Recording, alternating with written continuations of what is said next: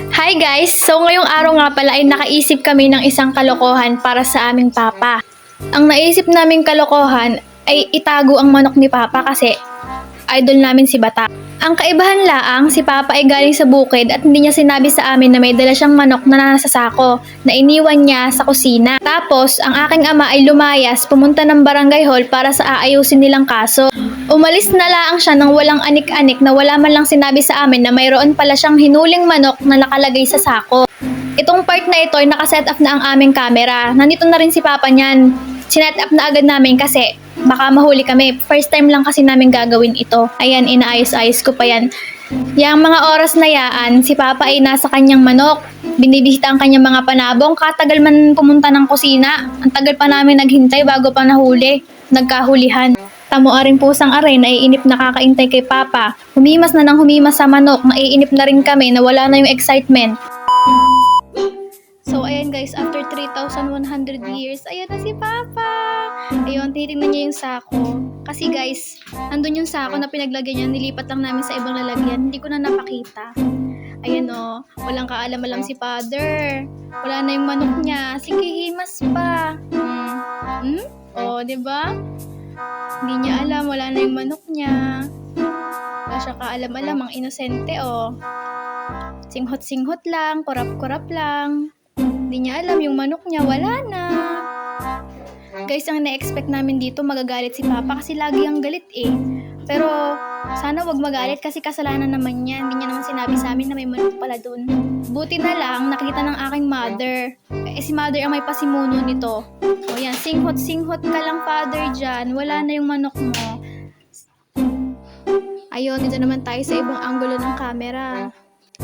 Ito na yung exciting part. So guys, dito ikukwento ko muna. Nasa loob kami niyan. So, kwento ko na lang kasi hindi rin naman pakinig. Pasensya naman, kulang kami sa equipment.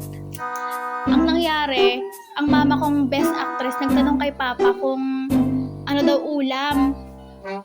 Nagsabi naman ang papa ko na sabi niya, pusihin mo yung manok doon sa kusina. So, si mama kunwari hindi niya alam na, ha? May manok doon? Ganon, best actress.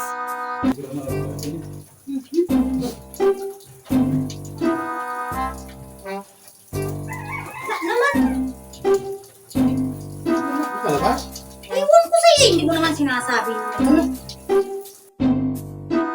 Ano palabas? Hindi mo sinasabi. Ano? Ano naman? Ay, ayan. Ano nga, pagtatali mo yan? Parang ano? Ano tali Oh, mo? galit-galitan dito si mother, best actress. Posible na may. Kanina pa kami nagigit bumbiyan na wala nang ano. Hindi lang. Nabalas mo ko. Ano yun? May tali ang paa.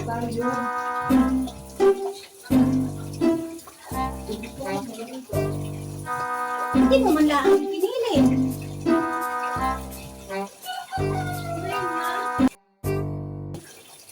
Ay, sana po ba? Uy, yun! Hindi mo bibili yung kanya lang.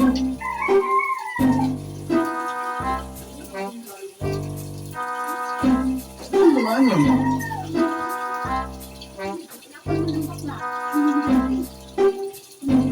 Eh, ano yan? Ang pangit mo kasi magtali.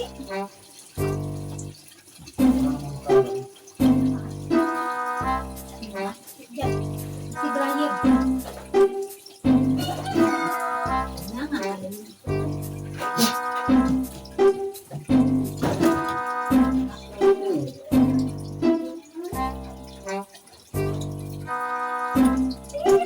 Nagapos ng ulo mo, nakabali. Ay, ano yun? Guys, i-mute ko na lang dito kasi nagmumura na. Sabi niya dito, sayang Saan mo ang na lang binaba? galit na ang inyong uncle. Dito sa part na to guys, si Papa nanghihingi na ng flashlight. Kahit napakaliwanag naman, hindi ko alam, iilawan niya siguro. Bakit nga sa lalo mo? Ay, nakachard. Flashlight at me. Ano? Saka lang dito. Ay, ate, ano dito? Sayang yun. Saan ka ilalim? May iwanag na iwanag. Tama, sarap.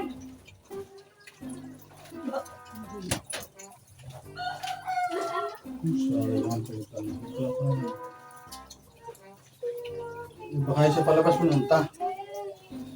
Wala na yun. Di man lang mama yung nahuli niya, ano? Siyempre pag lumabas si makita ng aso. Tali, tiwala ako nakatali yun. Ano yan? Ano pa rin si Tati? Hindi na. Yan.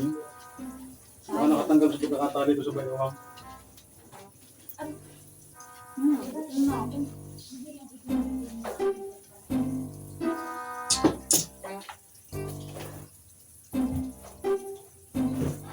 Wala na guys, nawawala ng pag-asa ang uncle nyo. Pinanghihinaan na siya ng loob dito. Tapos ito guys, nilabas na ni mama yung manok sa sako. Kasi sasabihin na sana namin.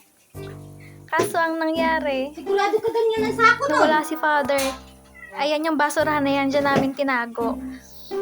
Ilalabas ni mother yan. Ayan na yung manok.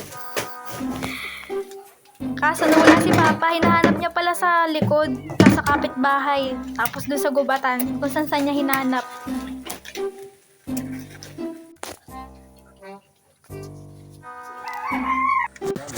Yun guys, pumunta na siya dito sa likod ng bahay namin. Tapos yung kapitbahay namin si nanay, kasabot namin yan, ganap na ganap din. Pero deep inside, tawang-tawa na yan. Hindi wala mo lulus sa dilit na harang. Itapo. Yan nga, ganyan nga. Doog yung pagkakatali ko sa sako.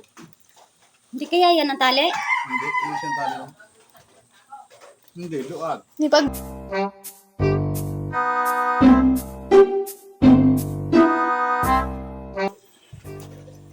Kaya niluog ni Pitit. Baka naman ngayon ay niluog ni Pitit.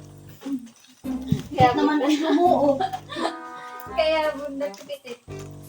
I won't lie, not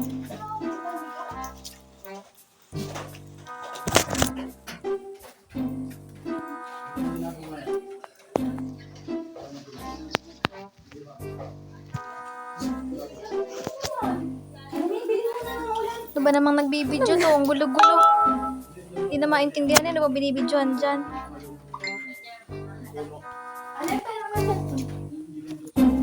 sinabi na meron ka. Diba, hindi siya nagdadahil. Kasi kasalanan niya kasi hindi niya sinabi. Kaya yun ang napapala ni Papa. Tingin.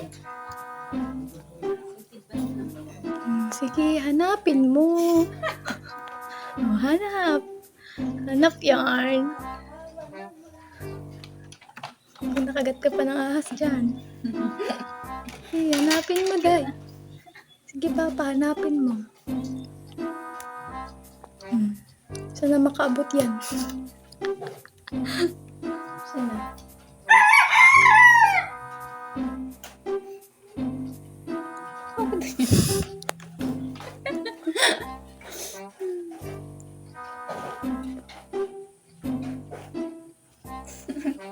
Kita-kita bunbunan ni Papi. Diba? Kasalanan mo. Yan, nagagalit ka. Hanap na ang ama nyo. Oh. Pinagpawisan na siya. Ano kaya sinasabi niya dito? May paturo-turo pa. Parang ano yung panda naglalakad. Ay, penguin.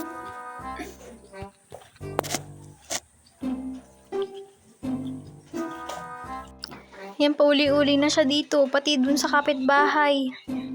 Tapos kaya nagtagal dito, ayan, nakipagchismisa na, tinamad na maghanap, nawala na siguro ng pag-asa. Ayan guys, 30 minutes na kaming naghihintay dito, wala pa rin si Papa. Andun pa rin sa kapitbahay, nakikipagchismisan. Tagal-tagal umuwi, nasuffocate na yung manok.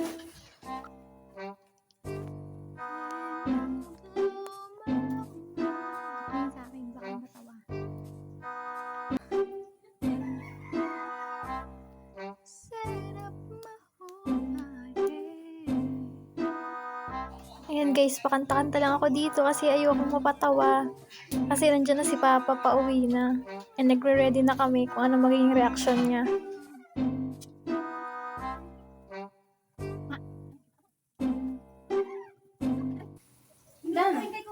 Iba na naman. Ano yun? Si Harold atay tulog. Ano nasa ka? Oh, ito din eh. Walang yan nyo lang ako eh. Naglibog lang yung pagkakit eh. Nililipat niyo pala eh. Hindi na nakarating. Sa akin na yung duming-duming. Akin na yung... Bakit hindi niyo sinabi kanina? Baka sabihin. Hanap kang hanap. Pati yung mga kanal-kanal, sinusunod pa. Pati ako napunta pa doon. Binawalang yan nila ako eh. Yung pala naman hindi nakaalpas. Hindi ka kamukuha dyan eh. Kasi sabi ko pa naman kay nanay, sayang, ang laki pa naman. Tama, kasabot talaga namin si nanay. Sabot namin si nanay. Sabi namin, dalawang ulaman yun na yun. Sabot namin. Konti lang ma ha. Ano galit? Matandang ito, kaya pala napapaumis ka din ako naghahanap. At guys, dito na nagtatapos. Pinuntahan pa ng papa yung kapitbahay namin at inaway. Char! Thank you so much for watching guys. Bye!